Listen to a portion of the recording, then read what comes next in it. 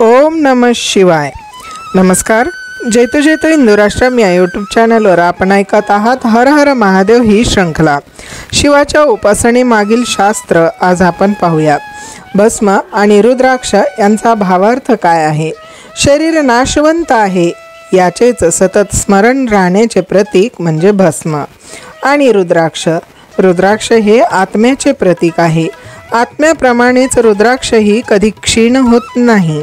आता आपण पाहूया शृंगदर्शन कसे घ्यावे।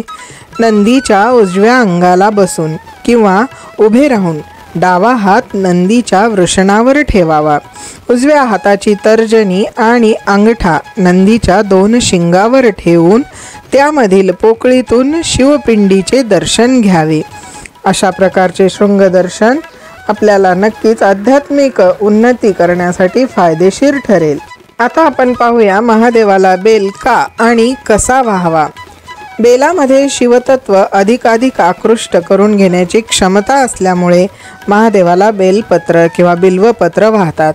तारक उपासनेसाठी शिवाला बेलपत्र वाहताना ते पिंडीवर उपडे ठेवून त्याचे देठ पिंडीकडे आणि अग्र म्हणजे टोक आपल्याकडे येईल अशा रीतीने वाहावे। यामुळे बेलातून त्या बिल्वपत्रातून निर्गुण स्तरावरील स्पंदने अधिक प्रमाणात प्रक्षेपित होतात आणि त्याचा लाभ भाविकाला होतो।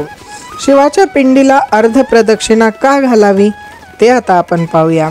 शिवाच्या पिंडीला प्रदक्षिणा घालताना अभिषेकासाठीच्या पाण्याची पन्हाळी म्हणजे शाळुंकेचा पुढे नेलेला जो स्रोत असतो तेथपर्यंत जावे आणि ती न ओलांडता परत फिरावे व पुन्हा पन्हाळीपर्यंत उलटे येऊन प्रदक्षिणा पूर्ण करावी। शाळुंकेच्या स्रोतातून शक्ती बाहेर पडत असल्याने सर्वसाधारण भाविकाने तो स्रोत वारंवार ओलांडला तर त्याला त्या शक्तीचा त्रास होऊ शकतो। म्हणूनच शिवपिंडीला अर्धप्रदक्षिणाच घालावी। स्वयंभू किंवा घरातील शिवलिंगास मात्र हा नियम लागू होत नाही। आता आपण पाहूया शिवपूजेतील काही विधी निषेध। पांढऱ्या अक्षता आणि फुले। महादेवाला त्यांच्या पांढऱ्या रंगाशी साधर्म्य असलेल्या पांढऱ्या रंगाच्या अक्षता वाहा म्हणजे धुतलेले अखंड तांदूळ।